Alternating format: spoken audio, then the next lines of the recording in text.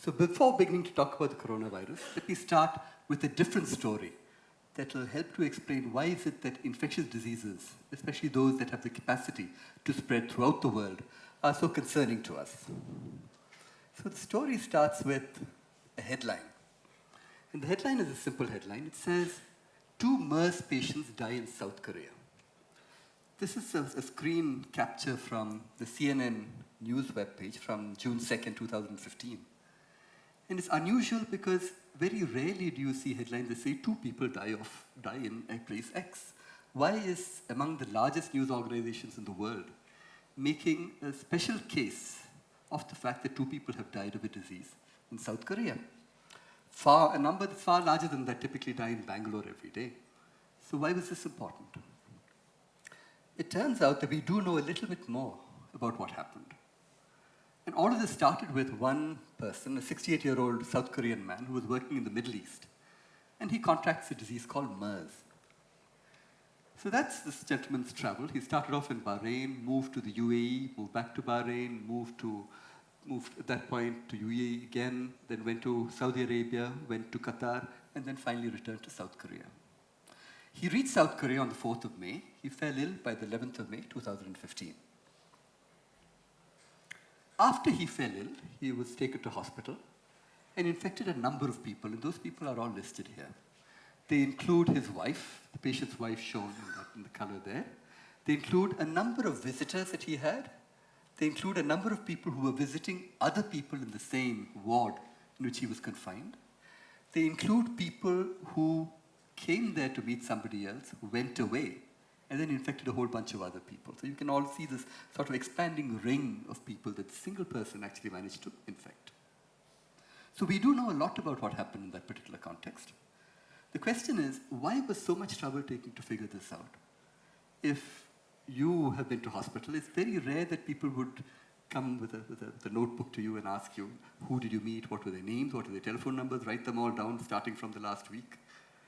So in this particular case, in the case of this patient in South Korea, why was so much effort expended on trying to figure out who were the people that he interacted with before he died? So that goes to the question of why was MERS so special? Why is it advertised in the CNN headline? And what makes some diseases different from some other diseases? So the reason is simple. It's that MERS is untreatable. There's no medicine and there's no vaccine for it. It's often fatal, as in the case of that particular patient. Patients die in days after being infected by it. It's transmitted from person to person. So it's an infectious disease with pandemic potential, which means it has a potential to spread across the world. It's interesting because MERS originated in Saudi Arabia. So this is the UN's list of cases. It starts in 2012 and goes on to 2019. You can see a bunch of peaks there. So this is week-wise, a week-wise count across the year. The little red spike that you see in the middle is a Korean spike. So that refers to the Korean person who was infected a whole bunch of cases apart from himself. But the rest of them are really in Saudi Arabia and countries around it. This is important because Saudi Arabia sees a very large annual gathering of people, and this numbers in the several millions.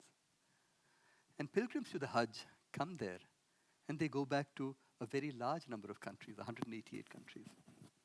So when that happens, you must ensure that they don't carry back this disease with them. They don't carry back MERS with them.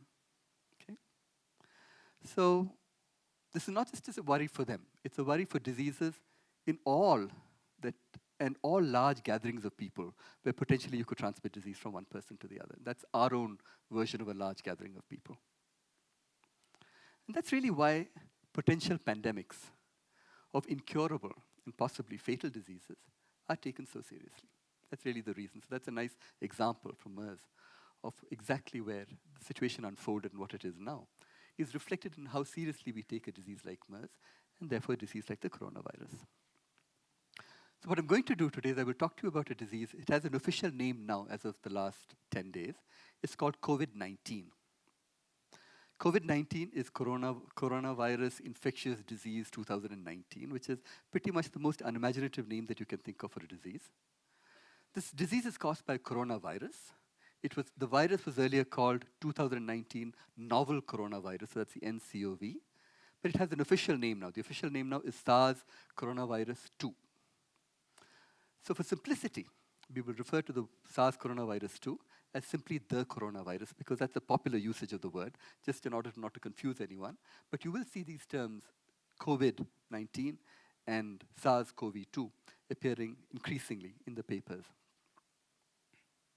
So what's an outbreak? An outbreak is simply disease in some larger numbers that you expect in a community. In any given community, there's always some background of a certain number of cases, for example, of tuberculosis or malaria, etc.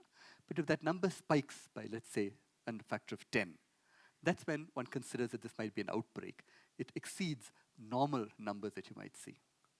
An epidemic is an infectious disease that spreads rapidly to many people, but is still largely confined within a single region of the globe. Okay? So you can think of the coronavirus as it started off initially in China, in Wuhan province, as an epidemic in that particular region. A pandemic is when an epidemic becomes global.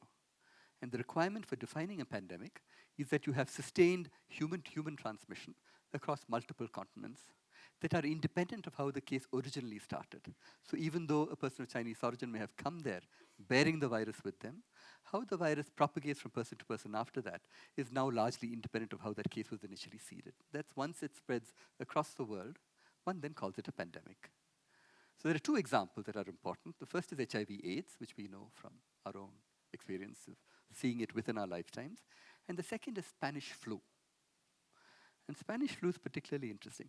By the way, there will be this little image here is a Hollywood movie called Contagion. It's actually not a bad movie, which I can recommend.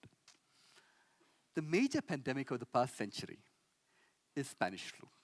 So one needs to know a little bit more about it and how that might be related to the current epidemic. This is a type of influenza, and this is a picture of a ward, a large number of people. The Spanish flu was spread over approximately 2 years. It started in January 1918 and went on to December 1919. It infected about 500 million people around the world. So that's a number that's approximately 27% of the world population at that time. Around 30 to 50 million people died, and a large fraction of that was in India alone. So India was one of the worst hit by the Spanish flu, even though it's not really part of our collective memories anymore, even though it's now around 100 years since that actually happened. So that's a fairly large fraction of the then India population, about 5%. So that gives you some idea of what the spread of a disease like this might involve. The Spanish flu killed about 2.5% of its victims, which is in itself not a particularly large number, given that. But because it infected so many people, medical care was cruder then, that the actual total number of deaths was actually fairly large. Okay, so there are two things. How many people does it infect, and what fraction of those people go on to die? The second reason that makes Spanish flu somewhat special is that it came at the end of the First World War. So already you had populations who had suffered through some years of, in many cases, soldiers who had suffered through 5 years of trench warfare, whose immune systems were already pretty badly off by that particular point. A population who had been suffering through malnutrition, through again many years, malnutrition, various types of stresses that are induced by wartime. So all of these added up to the effect of Spanish flu being more profound than it might have been at another time. So all of the major epidemics of the past many decades, at least since 1920, none of them have been as serious or on the scale of Spanish flu.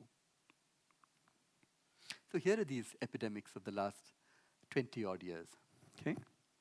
So that's SARS at the bottom, between 2002 and 2003. H1N1 in 2009, that's related to Spanish flu, so variant of Spanish flu. Then there's MERS in 2012, which we spoke about. There's Ebola, which is a different class of disease altogether, between 1976, 2013, 2014, 2019. And then there is the current coronavirus epidemic right at the top, 2019 onwards. That's the SARS-CoV-2. You can see that the arrow keeps going on. It becomes a dotted line past the current time. That's because we expect that disease is a given of humankind. Infectious disease is also a given of the fact that we happen to be human. There will always be another disease around the corner. The only question being, how well do our public health systems and ourselves manage to cope with it? So this is, you can think of this as a timeline that expands. And as time goes on, you will fill this in with additional types of diseases. You will never get rid of these diseases completely. And they will, but the ability to think about and deal with a particular disease epidemic gives you insights into how to deal with them as they recur at some later time as well. So of these, SARS, MERS, and the SARS-CoV-2, the current coronavirus, are all caused by the same type of virus. This is the coronavirus, known because of its crown-like shape. And you can see the picture of the coronavirus on the right. These little spiky things that come out are the crown. All of these diseases currently lack treatment or vaccines. So in a sense, they're all, once you get them, there is no way you can be treated other than just rest, allow your immune system to take over, and handle them as it only can. So a little bit for the people who've forgotten about some of these terms. What is a disease? What are the different types of disease? And what is a virus? And what does a virus do? So first of all, there's a broad classification of diseases into diseases that you can get from someone else or you can give someone else, and diseases that you cannot transmit to other people. So infectious diseases are typically caused by some sort of microorganism. It's a bacterium or a virus or a parasite. Occasionally there are a few more exotic ways in which you can have a disease that transmits from person to person, but this covers pretty much most of the situations. Non-infectious diseases come from genetic causes. They come from lifestyles. They come from various types of pollution and exposure that you might have.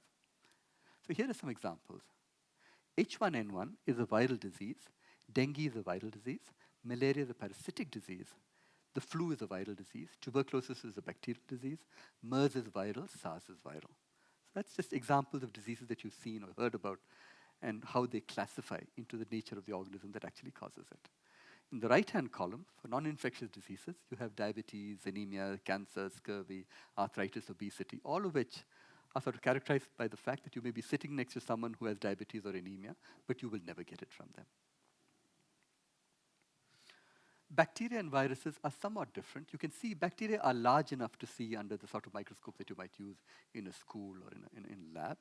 But viruses are much smaller, so usual microscopes won't do. You need very specialized microscopic techniques in order to see them.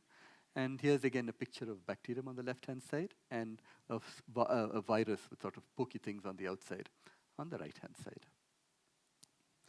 Bacteria are very, very small living organisms. They multiply rapidly if you give them the right conditions to do that. It's your body's response to that multiplication, your immune system's response to that multiplication, that really gives you the feeling of being ill. It's just your immune system reacting and trying to get rid of the infection by these multiplying bacteria.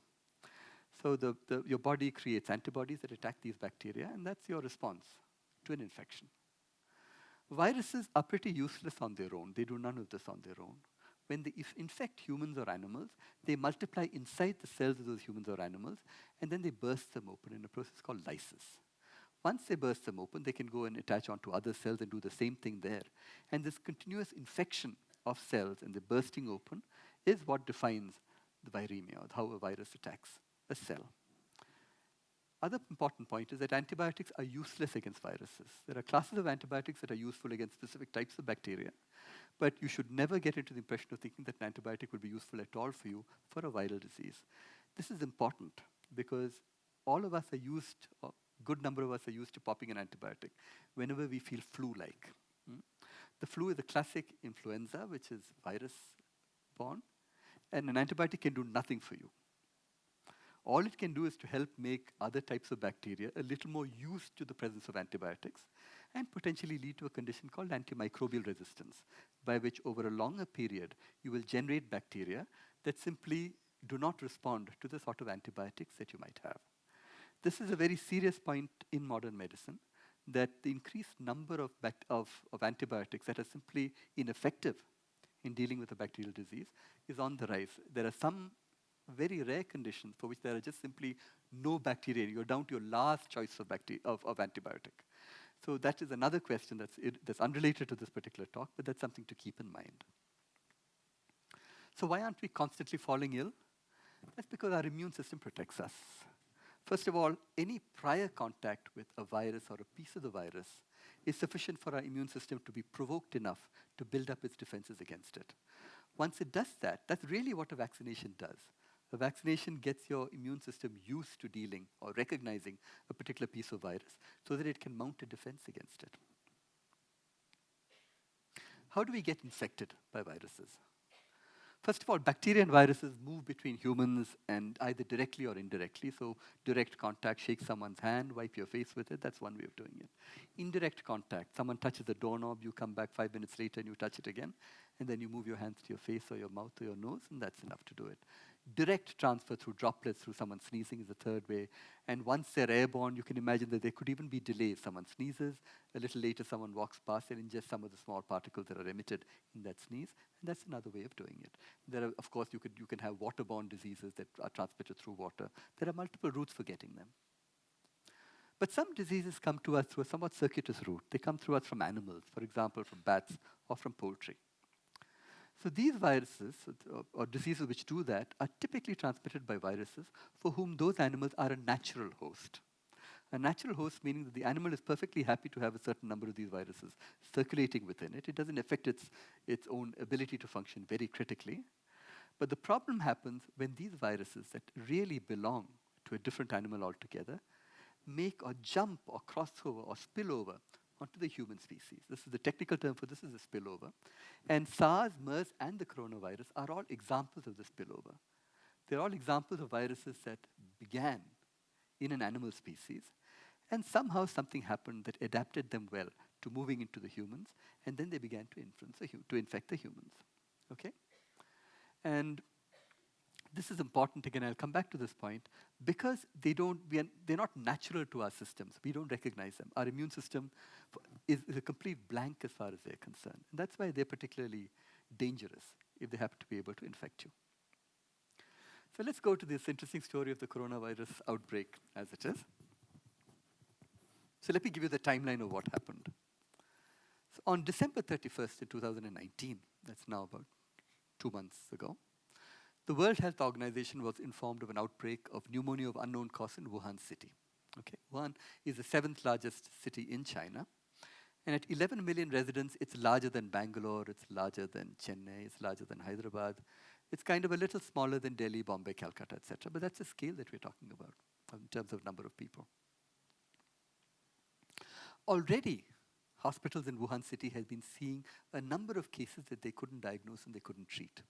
These were cases that looked like pneumonia. These cases had sort of started by early December. There were some doubts about when they actually first came in, but they gradually began to accumulate until someone finally suspected that there was something wrong with this whole situation. So finally, this was diagnosed as viral pneumonia. Pneumonia is typically bacterial in origin, but the fact that they could not isolate the bacteria responsible suggested that they had to look elsewhere. So they looked for a virus, and then the question was, which virus was it that might lead to these particular symptoms? So the symptoms that the patients reported with were a combination of a dry cough, a fever, a shortness of breath, a runny nose, pneumonia in some cases, in the more extreme cases. And you will recognize that these symptoms are all what you might call flu-like. If you have the flu or a cold, you have kind of similar symptoms to these. Maybe not so extreme on this scale, but certainly at the milder scale, they're really hard to distinguish between the symptoms that these people were showing up with. Of course, these are different families of viruses. The viruses that cause a cold are very different from the viruses that cause this particular disease, the SARS-CoV-2. So the point is that you cannot identify the disease through the symptoms alone. That would have been convenient.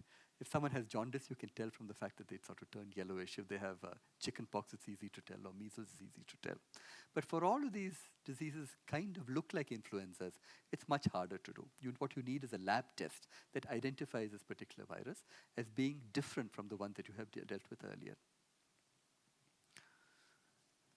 When the sort of same procedures were employed with these patients, as was done in the earlier case of MERS, of who did they contact, where did they go, where did they move around in, many of these patients turned out to have contacts with a seafood market called the Huanan Seafood Wholesale Market in the center of the city. So that's a map of the city that shows you where the market is, where the airport is, and the Yangtze River that runs through.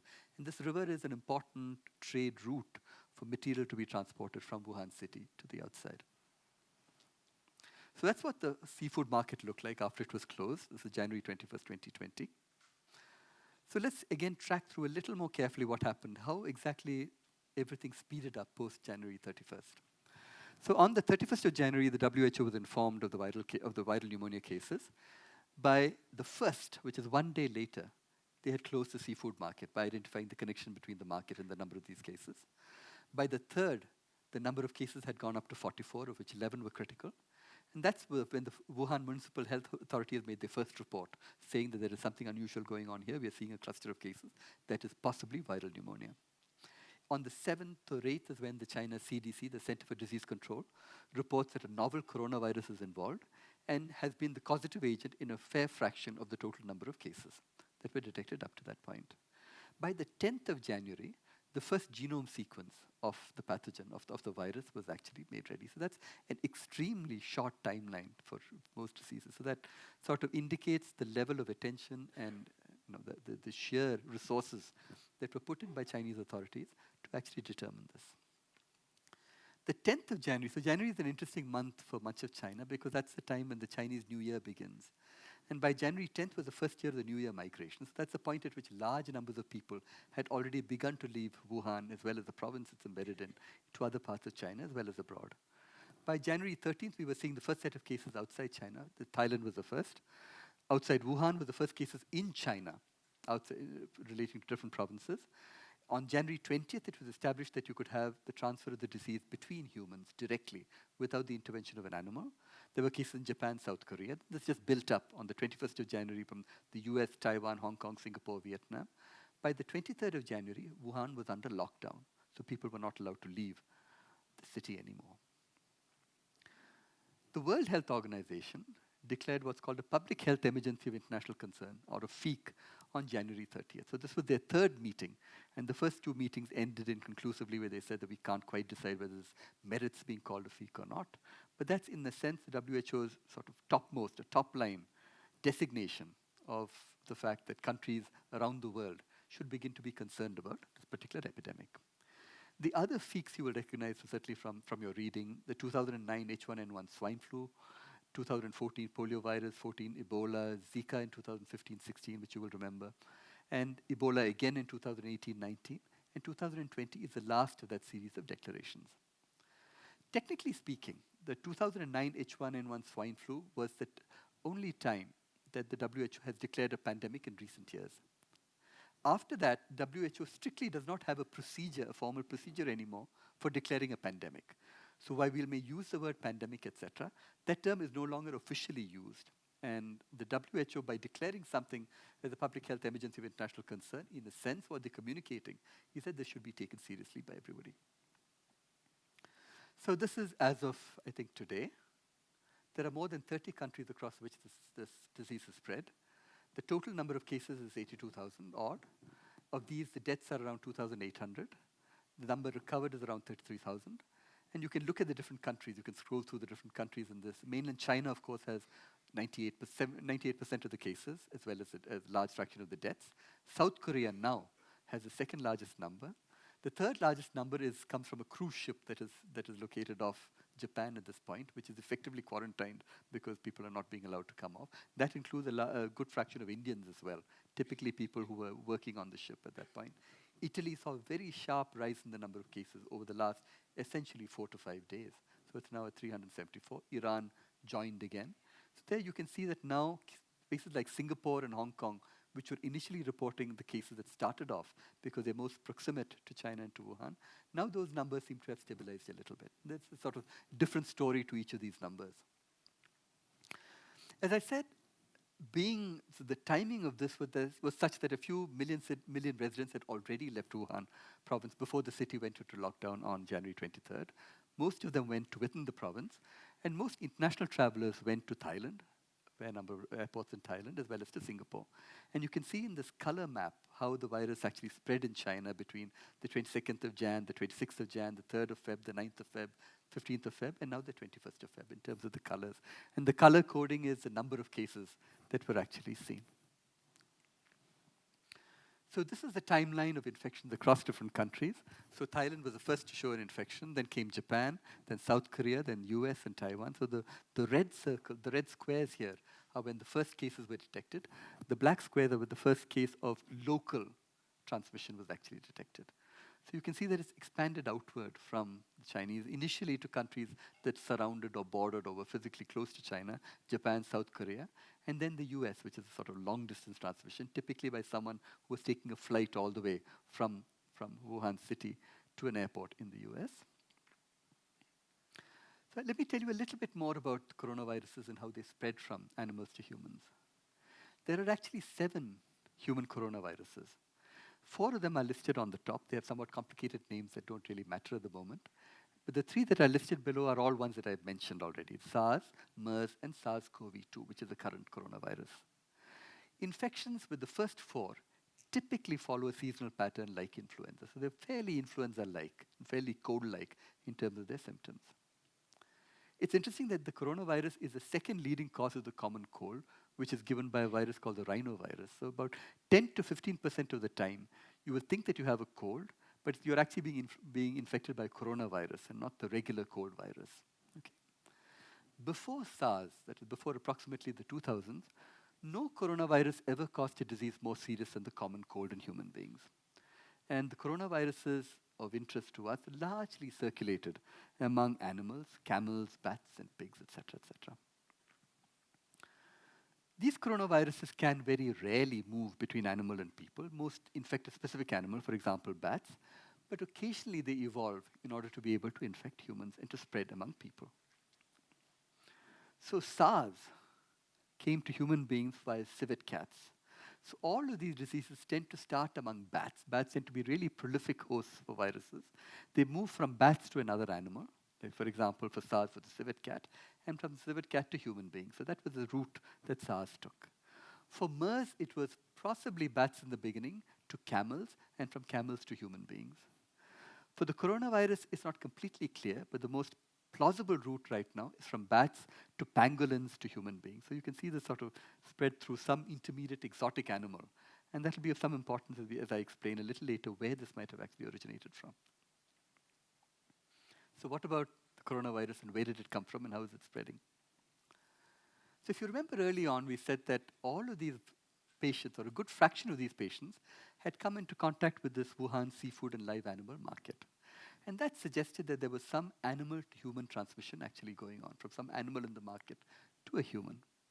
But later, of course, person-to-person spread took over, where there was no animal connection at all. It's just that 2 people, one person was ill, they met somewhere else, and then finally it turned out that both of them fell ill. So that suggested very likely that it was an airborne transmission. Possibly a possibility has been raised more recently that even toilets and a sort of fecal route of transmission might also be the case.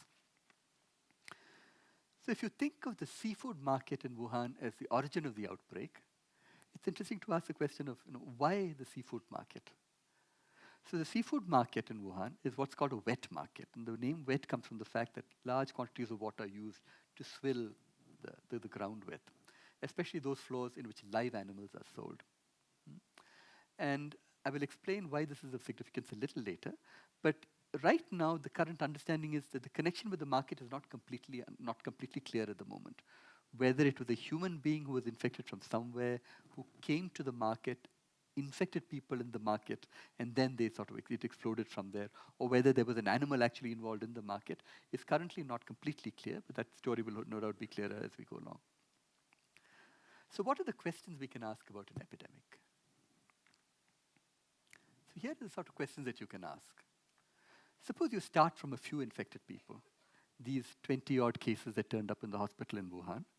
Will the disease spread or will it not spread? That's certainly the most important question to ask. The second question to ask is, if it spreads, how many people will be infected? What are the numbers that we're looking at? Are we looking at 1,000 people, 10,000 people, 100,000 people, 1 million people, 10 million people, or 100 million people? Can vaccines help?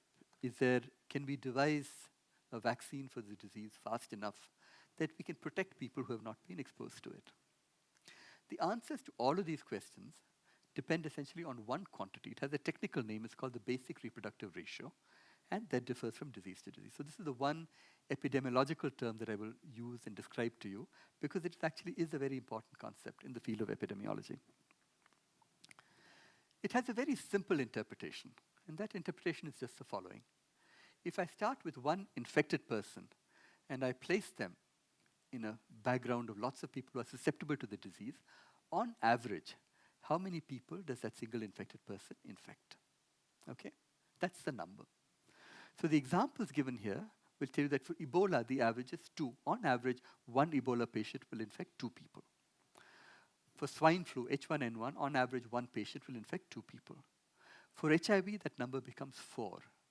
For smallpox, that number is 7. For measles, that number is 18. So measles is very highly transmissible between people. If none of you have had your measles vaccines, and I bring one measles patient into the room, the likelihood is that at the end of this lecture, after this, you've ensured that this patient is sort of circulating enough around you, that a good fraction of you will have already got that disease. So measles is highly transmissible, which is one reason why certainly immunization against measles is a very important part of how we prepare our immune systems when we're very young.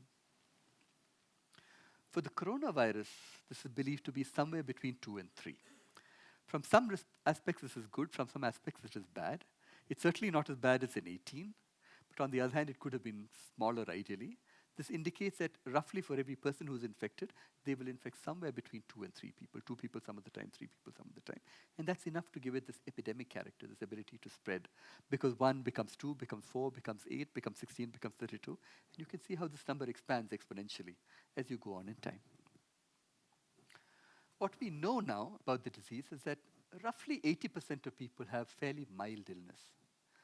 About 14% after that have some sort of severe disease. And a smaller 5% can become critical if infected with this. And by critical, I mean respiratory failure, septic shock, organ failure, etc., etc. So there are people who are very ill, but it's only 2%, roughly speaking, from what we know at this time, for whom the virus is fatal. If you look at who it affects, that's an interesting statistic that came out from the WHO recently. This disease affects older people much more than it does younger people. And it affects people with pre-existing conditions much more than it affects people without them. So beyond, if you look at 80 plus years, the death rate is around 15% for them. If you look at 10 to 19 years, it's about 0.2%. And if you look at the 0 to 9 years, there are no fatalities at all. So certainly age, increased age predisposes you to sort of be falling prey to the virus. Not only that, any type of pre-existing condition such as diabetes or cardiovascular disease also predisposes you to falling prey to it. So if you conclude from this is that older people are people who should specially watch out and who healthcare systems should specifically be gauged to treat carefully when they appear with the symptoms of the disease. Certainly those with pre-existing conditions. Children and young adults seem to recover fairly well. And symptoms can be mild. And this is very interesting because for many cases, there may be people who really think that they just had a mild cold and it's very irritating and I won't go to office for 2 days. And after that recover, and it turns out they have been infected by the coronavirus only because they weren't tested or the symptoms weren't strong enough for them to manifest any noticeable complication, that they managed to survive through it. So let's just compare numbers here of this with other recent epidemics.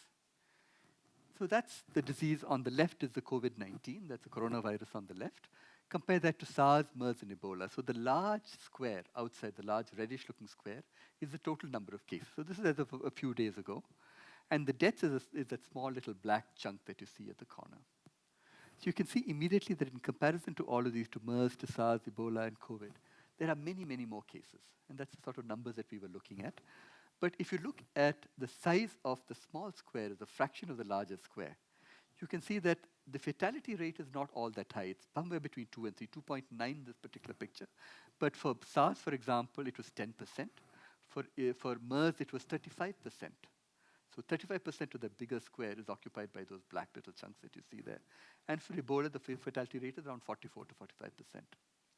So fatality rates are small, numbers of cases are large, and therefore total number of deaths are large. That's the way you should read these particular numbers here. And that's interesting because now you realize that this disease has already crossed sort of bounds that we knew for all of these other coronavirus diseases that we are familiar with, diseases that have actually struck humankind in this century. So SARS killed about 800 of the approximately 8,000 people who fell ill in 29 different countries. MERS was more deadly. We saw the rises and the falls in these cases. But, it was really confined to Saudi Arabia and a couple of other countries in its near neighborhood. The coronavirus is, in a sense, most extensively similar to the SARS virus in terms of its structure and the way it seems to infect people. So what are the public health measures that one should take? The most fundamental public health measure is just sort of simply summarized in one line, that you have to break the chain of transmission that takes the virus from person to person. There are many ways of doing this, but certainly the first way is to just quarantine sick people and test them rapidly. If you test them fast and they don't have the disease, you're able to release them, because then you can take them out of a medical situation that might involve access or contact with other types of patients who were equally ill, possibly even ill with the same disease. You need to track contacts. Who did this person who was ill, who did they interact with, who did they meet, who did they have close physical contact with? And you need to test them as well to check whether they have got the disease. You need to restrict movement. The more you allow people to go out into the community and interact with each other, the more you allow for disease to be transmitted from one person to the other. For those who are infected, you need to provide supportive treatment. There is not much you can do because there is no drug, there is no vaccine, there is nothing at this stage, but you have to make sure that their immune systems are fueled as carefully as you can, and that nothing worse happens to them, at least to what extent it's within your power to control. And the last point is devise tests, vaccines, and drugs very quickly for diseases like this. There are, of course, larger issues, and one is you need infrastructure to deal with many patients. You need diagnostic tools. You need the ability to quarantine large populations. And there's some argument that early stages of the Chinese response were limited by the fact that they were essentially scrambling to create the right sort of quarantining, to find out whether tests were working or not, et cetera, in the beginning. So that's the sort of now the tests that you might see if you pass through airports. Right now, airports have thermal scanners to detect people who have elevated temperatures, and you do, then they will take you out, and they will ask you questions about your history. That's an example of a set of hospital beds inside in the Chinese hospital. See a bunch of patients lying next to each other. This, of course, you may have seen. This is a large 1,000-bed hospital that the Chinese made essentially in 10 days, which is really quite a feat of engineering and architecture, to make a hospital from scratch, in a 1,000-bed hospital from scratch in exactly 10 days. I want to talk about a bunch of topics. We've been doing very gloomy things from so far, but I want to talk about disease from other contexts, not just about people falling ill, but what are the larger implications of an infectious disease, of a pandemic, of an epidemic of disease? So I've chosen a bunch of topics, so let me just go through them one by one. The first is the ethics of names. So H1N1 disease was dubbed swine flu because the initial input that it came from pigs to human beings. An unfortunate offshoot of this particular name was that Egypt slaughtered all its pigs, even though the disease was spread from human to human and not from pigs, apart from that initial mode of transmission. Why not just call it the Wuhan coronavirus? That would have made sense. That's where it started from. When we think of the disease spreading, we think of Wuhan as the epicenter of how the disease spread. The reason is that identifying a disease by the place of origin harms the people who live there. Tourists withdraw. They don't want to go there anymore. For the next 50 years, people will only think of Wuhan as the place where the disease started out. And investment cools as a consequence. So linking a disease with a specific place leads to discrimination and to stigmatization of the population that comes from there. So that's the reason for the name COVID-19. As I said, it's a very boring name. But the WHO had to tread this very difficult intermediate path. They had to find a name that did not refer to a geographical location, an animal, or an individual, or a group of people, and that was also easy to pronounce. Because this name needs to be you need to be able to pronounce it by people who are used to speaking Spanish, or Mandarin, or French, or Norwegian, or a bunch of languages around the earth. The name has to be compact enough as well as pronounceable. It's interesting that the World Health Organization names the disease, but the virus is named by a completely different organization, in this case, the Coronavirus Study Group of the International Committee on the Taxonomy of Viruses. So what they did was decide that the virus was a variant of the SARS coronavirus, and so therefore they named it SARS coronavirus, SARS-related coronavirus 2, or SARS-CoV-2. Okay? That sort of seems logical, except that from the point of view of communicating risk to people, especially to the general population, the use of the word SARS can have unintended consequences. They create fear for some, given that many populations, especially in South Asia, Southeast Asia, remember the SARS epidemic. Calling something SARS-2, or as the usual naming of movie sequels, is probably a mistake. So that's what the WHO said, and certainly China has resisted comparisons between the current crisis and the earlier SARS crisis. So people have made this point that the different name is needed for the new coronavirus. That's a group of Chinese scientists have made this particular statement. But it's yet to be changed, and it may just stick. Let's talk about civil liberties under epidemics. So currently, the total population of Chinese cities under lockdown is around 60 million. That is more than the population of Australia or Canada, and this lockdown has now exceeded a month. That's a long time to keep a population under lockdown.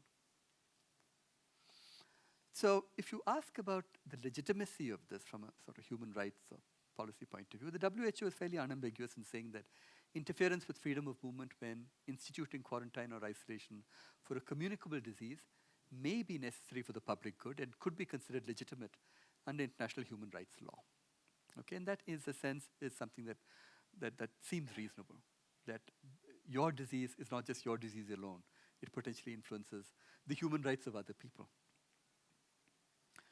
On average, citizens tend to accept measures that influence or impinge upon their civil liberties if they feel it's for the greater good, if everyone suffers equally, and an end is in sight. Roughly speaking, these are good guidelines to keep in mind. So one analogy, a political analogy might be demonetization, which you could argue was perceived as fulfilling these 3 points.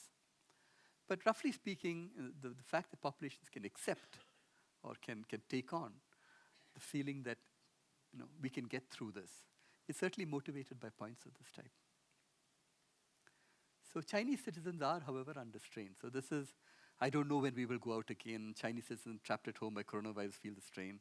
Every day there's fighting. Every day we sigh. Every day I'm scolded, says teenager who has been unable to leave a grandmother's apartment for weeks. Anyone who has brought up a teenager, their sympathies will be completely with the grandparent in this particular case. And, but you can sort of realize that it is difficult to confine people for any length of time, whatever their ages might be. Because the other point is that measures like this create a sort of antagonistic relationship between citizens and governments. It also makes disease tracking more difficult, because people who violate this are automatically under pressure not to reveal the fact that they have violated a quarantine, that they have managed to skip out here, that they've gone to visit their neighbor, et cetera, et cetera, et cetera. The other serious point is that if you suffer from other diseases, you might be denied proper care because you're now confined, you're told not to move out, but you do have a condition that needs medical attention. It may not be the coronavirus, it might be something else, but you do need to be able to access hospitals as easily as you might have been otherwise. And even in Singapore, which is fairly rigorous about how it implements these rules, as the Straits Times points out, more employers and employees have been caught breaching the leave of absence rules because employees were instructed to tell their employees to stay at home, not come to work out of home. Here's another sort of feature that is specific to China. To some extent, it may apply to other countries as well. China currently imprisons, or is believed to imprison, a large fraction of its population, of its Muslim population, Uyghur Muslims, in essentially what are detention camps. The number is about 1 million. The estimated number is about 1 million odd. If you think about epidemics of disease in a tightly confined population under detention, that's a situation that is really ripe for problems. And that's certainly another issue where human rights intersects infectious disease in a very true and very deep and delicate way. Let's talk about the human-animal interface here. So as I pointed out, all of the major diseases, we talked about MERS, we talked about SARS, we talked about the coronavirus, 3 out of 4, typically of every new emerging infectious disease, comes from animals to human beings. They're called zoonotic diseases. The Wuhan seafood market, which potentially started all of this off, was a market where large numbers of exotic wild animals were kept under unhygienic and crowded conditions. The larger context in which this happens is the craze for finding exotic sources of meat, exotic animals to keep at home, etc., implies the destruction of wild habitats. The consumption of exotic animals has cultural connotations, which we'll talk about a little bit here. But the other more sort of economic consequence is a flourishing trade in wild animals, again, which is an economic root of why, again, many of the diseases have begun to spread. So at the Wuhan seafood market, there were a bunch of exotic animals, live foxes, crocodiles, wolf puppies, peacocks, porcupines, camel meat, etc., that were available. And the reason of the wet market comes in is because you mix fluids between living creatures and creatures that have been freshly slaughtered together. And this is pretty much ripe, perfect conditions for a virus to flourish. And especially once you bring in close human contact together with these in terms of cutting animals together, open up together, that really, I mean, you don't have to be a serious virologist to sort of sense that these are situations that are ripe for diseases to be transmitted. Much of the trade in international trade and legal trade in wildlife is driven by demand from China. And as I pointed out, this leads to extensive cross-exposure of species and populations, which would not mix otherwise in the wild. It's unlikely that you or I, even if we were in China, would encounter a wild pangolin, at least at close enough quarters, for that encounter to be significant enough for any disease to be transmitted. To its credit, China has taken immediate steps to prevent this trade. So China is set to clamp down permanently on the wildlife trade in the wake of the coronavirus. And this is something that wildlife conservationists have been saying for a while. But now there's a disease angle to it. In the earlier part was a conservation angle. Now there's, in addition, this sort of worry about diseases that come to us from animal sources. It's just that the scale of the trade has surprised some people. The hitherto unknown size of the industry, as this particular quotation points out, wasn't anticipated earlier. The third aspect of pandemics, again, I'm sort of expanding on these as a general way of thinking about pandemic disease in a much broader context, apart from the fact that people fall ill, people die. And the fact that there are many parts of society, social life, interactions that really impinge upon how we think about disease. So with this CNN title, A New Virus Stirs Up Ancient Hatred, in this particular quotation, but across the internet, we've seen widespread eruptions of racist scapegoating. The posts frequently claim or imply that the epidemic is a result of Chinese eating habits and hygiene, while saying that Chinese eat anything and everything and infect the world with viruses, calling Chinese a dirty people who can't keep order, and warning people to think twice before ordering anything Chinese. Okay. So that's one set of here. What about geopolitics and economics? Wuhan, as I pointed out, the city of 11 million people, is also a very important e-commerce and shipping hub. It's part of supply chains like Apple. So there's a concern that the latest iPhone may be delayed or because of the absence of parts coming from Wuhan. It's important pharmaceutical supply chains, that supply active pharmaceutical ingredients to many countries, including India. So much of what goes into the medicines that you buy in pharmaceutical shops here originates in materials that are bought in China. So the questions of how these supply chains are going to be maintained in the presence of a coronavirus is an important question to worry about. Domestic industry certainly will suffer if you quarantine people because they just can't go to work. Travel and tourism, Chinese are huge travelers out of China. And so the collapse of Chinese travel outside of China has far-reaching consequences for airlines. For example, for Cathay Pacific, for all of the bunch of Chinese airlines, for Singapore Airlines, et cetera, all of which used to run very, very busy routes between many airports in China to many other airports in Southeast Asia. So that's a picture of what it looked like before the flight cancellation. That's a snapshot of the number of planes in the sky, both before and after. So before was 12,814 flights within China. That dropped to 1,662 flights within China between Jan 23rd and Feb 13th. The number of flights have plummeted, the number of domestic flights have plummeted by a factor of 80% or more. For people who are concerned about broader issues of what this will do to economics, you can find headlines that predict pretty much all sorts of terrible things. Virus hit shipping, spreading global economic strain, oil prices slip, China car sales jumped 92% in February. So that's a huge jump. What about climate change and sustainability? And this is something that interests the institution I come from, Ashoka University.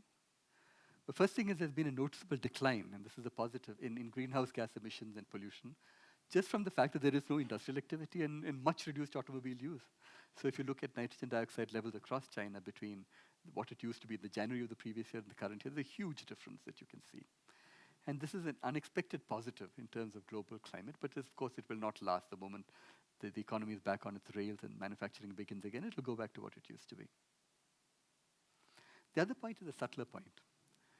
It's the fact that the world is so hyper-connected nowadays that you can fly from Delhi to Chicago in one hop, or to Wuhan, or to Hong Kong, or to Singapore, etc., means that a person who falls ill in Hong Kong today can be in Singapore tomorrow, and can be in Seoul day after, and can be in Melbourne the third day.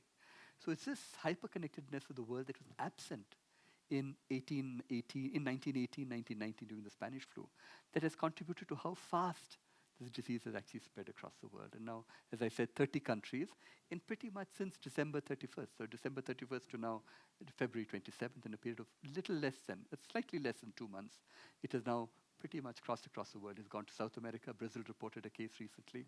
Europe, North America, Australia, the Far East, parts of China, and Russia. The same hyperconnectedness is also contributed to climate change.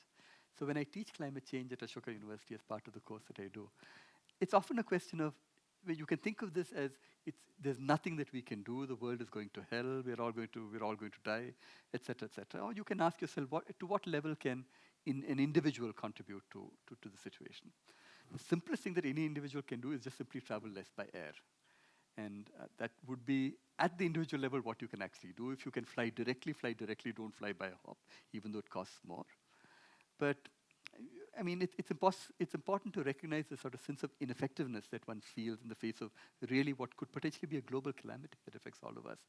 And the difficulty of finding something that one can do that might help to contribute to something positive in that respect. How should you personally stay protected, and what should you do? Let me just clarify that the chances at this point that you will contract the novel coronavirus is pretty much minimal, given that the number of cases in India is right now 0, because all the people who've been quarantined earlier have been declared now free of the disease. So I suggest that you look at the WHO pages for up-to-date instructions. But the first point is to wash your hands very regularly. And if I had the right sort of demonstration equipment, I would actually have shown you on this to sort of make the demonstration a whole lot more graphic at this point. Practice respiratory hygiene, that is, do not sneeze into the open. Sneeze into your elbow is sort of now usually taught to students in North America, rather than sneeze into your hands. Maintain social distancing. That is, try to avoid large groups of people that are packed fairly close together. Avoid touching your eyes, nose, and mouth. So, do not do this and then do this. That's again important. And seek medical help if you have any doubt, especially if you have difficulty breathing. That's the time to go and see a doctor. So now the question, of course, that I'm sure is on all your minds is what happens next? And every day one sees one more scary headline. This is a scary headline in red from 2 days ago. This Austria and Croatia report first cases, Tenerife quantized. A whole hotel of over 1,000 people has now been quarantined in Tenerife. So let me just make a couple of arguments to you. I want to give you a little bit of background. So let's first talk about influenza. So influenza, which is what we know as the flu, it spreads around the world in yearly outbreaks and typically results in about 3 to 5 million cases across the world. And that's at about 5 to 15% of the world population, depending upon where you pick that number. As a consequence of this, there are about 300,000 to 600,000 deaths annually. And these deaths typically happen in older people. There is a vaccination. There's a yearly flu vaccine that you can have. This is usually administered to older people in North America. I don't know about its effectiveness here, but usually the deaths come for older people or people whose immunity is somehow compromised. For the coronavirus, the fatality rate is around 2%. But if you look outside the province where it started, which is Hubei province, that number drops to about 0.05%. This lower number is not too far from the mortality that you see with seasonal influenza. Okay. Compare this to the SARS death rate, or fatality rate, which is more than 10%. So the question is, what number should you believe? What is the appropriate number in this particular case? So you might argue that in terms of its impact, in terms of that particular number that I showed you, this disease, COVID-19, is somewhat less mild than seasonal influenza, but still nowhere on the scale of SARS. Seasonal influenza has a mortality rate well below 1%, but it still causes 600,000 deaths globally because it spreads to so many people. The good parts of it is that it infects younger people, but they recover. Babies seem surprisingly immune. But deaths are largely in older people and those with compromised immunity. However, they're already at risk from influenza. So the same sort of precautions that you would take with influenza would apply in this particular case as well. So let me describe a bunch of scenarios to you. One is an optimistic scenario, and that says COVID-19 remains, so that's a coronavirus disease, remains mostly confined to China.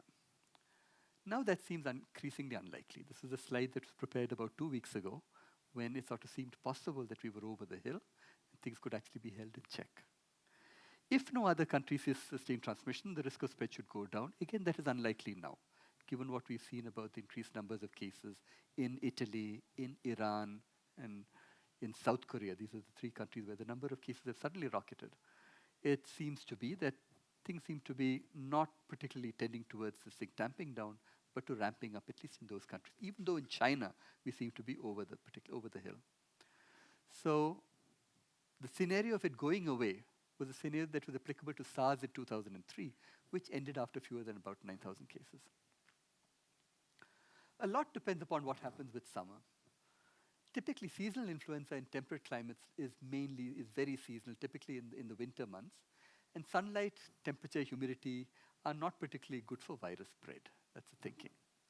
If it follows the same path as SARS or MERS as we get into warmer climates, there's a possibility that the ability to spread will be somewhat muted, and that would certainly be a good thing. There's a pessimistic scenario, and that is it's too late now to contain the virus, and there is sustained human transmission outside of China, for example, in Italy, Iran, and South Korea.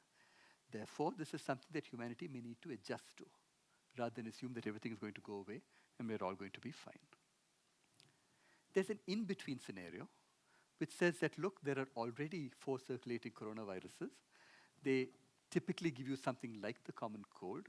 Maybe this will mutate into something that is again like those. So instead of 4, we will have 5. They will come back seasonally. They will affect you. A small fraction of people who are most susceptible in terms of disease will be affected by this. But otherwise, it is pretty much indistinguishable from an influenza at this point. A bunch of people have now sort of weighed in on both sides of the debate. So they are sort of, to the director of the US CDC, the Center of Disease Control has said, I think this virus is probably with us beyond the season, beyond this year. And Lipsitch at Harvard has said, I think it's likely we will see a global pandemic.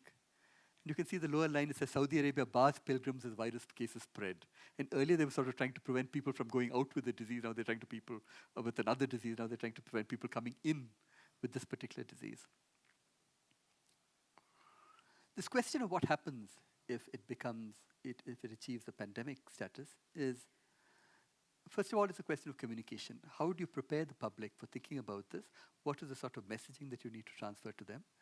And what will happen? This is very hard to predict in terms of, because we have no real experience of what might happen in this particular case. And in particular in India, we have no real experience of what might happen in the face of a potential pandemic. All we can tell people is that the sort of precautions that you might need to take in terms of social distancing, washing hands, taking care that elderly people receive appropriate medical attention, and preparedness in terms of being able to quarantine people, in terms of being able to treat them, respirators in hospitals, personal protective equipment, stockpiling these. All of these are things that one hopes that governments are prepared to think about. And saying that this is not going to happen, it's all going to be rosy, we're all going to be very happy after this, is probably, one can potentially now begin to question that strategy and say that maybe we should readjust to a world where we have to account for this somewhat more serious possibility. To strengthen capacity in India is actually vital. So I can direct you to this nice article by Priyanka Pulla in The Wire that concentrates on what has happened in the Manipal research facility that looks at viruses. And it's now being somewhat stressed by government, which has withdrawn research funding from it, and also prevented it from raising its funding from the outside. This is a particularly bad thing to do at this stage. So the only comment that I make is that dealing with pandemics of this sort needs, more than ever before, international cooperation, wise administration, and sensible, non-paranoid governance. To say that, look, it's all a US imperialist plot to get Indians sick and biological warfare, etc., is just not sensible anymore in terms of what we know about this disease. And the fact that you do need international collaboration at a fundamental and a deep level to be able to solve problems that are truly international. So let me sum up. So I want to make one point which I hope that despite the somewhat gloomy nature of the subject, I've managed to communicate. And that is that there's no other more interdisciplinary field than the study of infectious disease epidemics. You have to think about virology, epidemiology, medicine, public health, mathematical modeling, economics, ethics, trade, sociology, and geopolitics, and this is an incomplete list. All of these, I hope that what I was able to point out in terms of these many different contexts is the fact that this is a problem with so many facets and shapes that you can, much like the elephant and the blind men who are sort of pulling it at different, sort of investigating different parts of it, you will find something in it to fascinate you if you're an academic like myself, or even if you're not an academic, but someone just interested in the functioning of the world around you. The second part of my summing up is that if you sort of look at the people on the front line involved in this, tackling epidemic diseases really relies on the selflessness of many people. It relies on, for example, that picture at the bottom there is a child being immunized in the Northwest Frontier Province, where people who go out for vaccination campaigns run the genuine risk of being shot to death.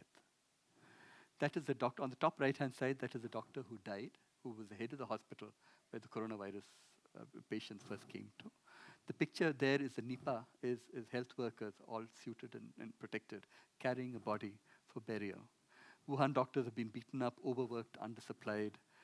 The Chinese Health Commission says that over 3,000 medical staff have been infected. So these are people who are really, in a very literal sense, taking their lives into their hands to ensure that the world is a better place and a happier, safer place to live in.